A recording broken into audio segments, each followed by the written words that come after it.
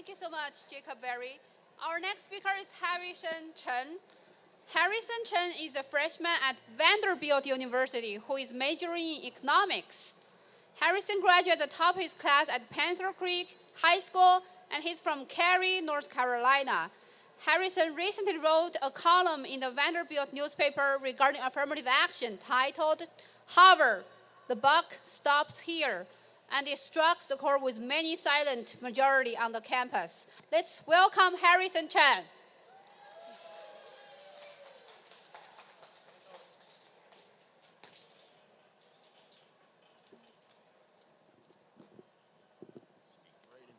All right, thank you.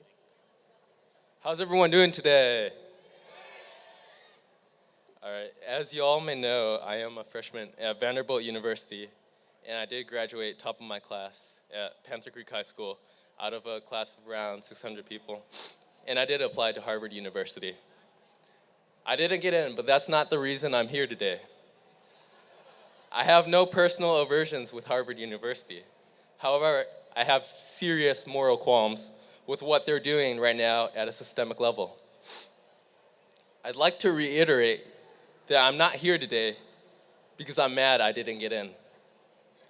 I'm here today because the message we're promoting is right and just, and it is a message all Americans can support. I wrote an article on affirmative action because I believed my campus needed it.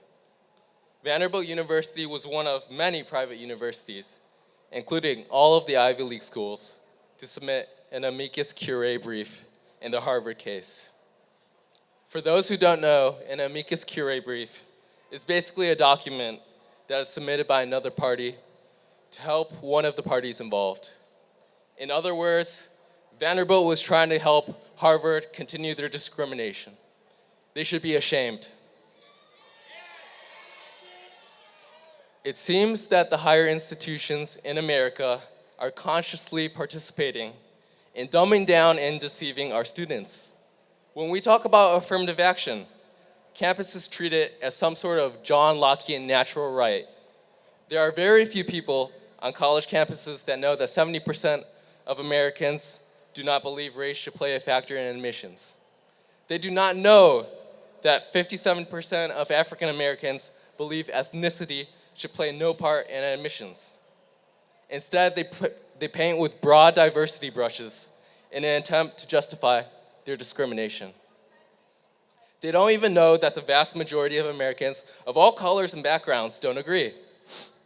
Campuses are in need of diversity, but not in the way you think. Campuses are in dire need of intellectual diversity. They require people who think for themselves. When I walked on Vanderbilt's campus, all I saw was snarky elitism. I saw affluent people of all different races and ethnicities shame others for believing in equal opportunity. I'm sure Harvard and the other Ivy League schools are the same. There's a group of elites who are refusing to give up their own positions to underprivileged people because they want to keep their positions of power, and because deep down, they believe in a merit-based system where they, the ones with the merit, are in charge. They pat themselves in the back for being virtuous without realizing their blatant hypocrisy. These people are ubiquitous in institutions like Harvard, institutions like Vanderbilt. What Vanderbilt doesn't know is that there are many people just like me. A person whose race played a negative role in admissions. A person who qualified for massive financial aid and paid just $87 for his first semester at Vanderbilt. Ordinary people who are just trying to succeed through hard work and determination. People who are being openly discriminated against. I'm privileged for being an American and for living in a two-parent household. But there's nothing especially exceptional about my life. There's definitely nothing intrinsically privileging about my race. Yet many universities like Harvard automatically give lower ratings and personality scores and raise the GPA and standardized test score bars higher based off of one's ethnicity. People deserve to be judged on their character and merit alone. What does the color of anyone's skin have to do with admissions? The American people are tired of this. They want to move past race.